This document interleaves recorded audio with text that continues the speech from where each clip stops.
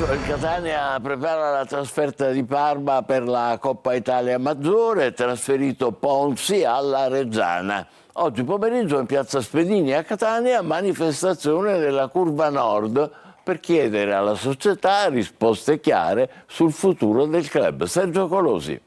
Fideiussione, mercato e Coppa Italia sono i tre temi d'attualità in casa Catania. Si attende a breve la regolarizzazione della posizione finanziaria del club rossazzurro. La strada più celere rispetto alla fideiussione è l'escrow account, l'apertura di un conto di deposito per versare 2.700.000 euro a garanzia della federazione. Inevitabile la penalizzazione, ma ridurre i tempi certamente tornerà utile. C'è poi il mercato, strettamente collegato al primo tema. Il Catania, dopo la rescissione con Di Noia passato al Gubbio, ha ufficializzato oggi il trasferimento temporaneo di Fabio Ponzi alla Reggiana, con l'obbligo di acquisizione a titolo definitivo al verificarsi di determinate condizioni. Le uscite non si esauriscono qui. In partenza il difensore di Gennaro, che non rientra nei piani tattici di Longo. Diversa la posizione di Cicerelli, che oggi compie 32 anni. L'attaccante, al quale è stato proposto un prolungamento di contratto, piace al Pescara ed è valutato almeno 200.000 euro. A Gimenez invece è interessato l'Avellino, che ne offre 250.000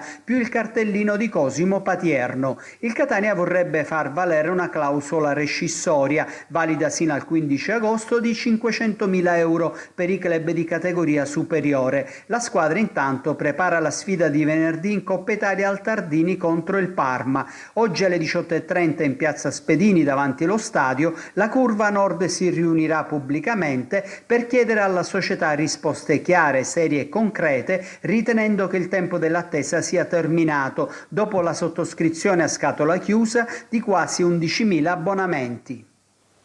Ci fermiamo qui, grazie per l'attenzione, appuntamento per altre notizie alle 20, buon pomeriggio.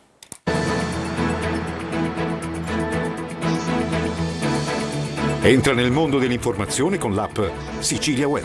Resta sempre aggiornato con le news e le live in diretta.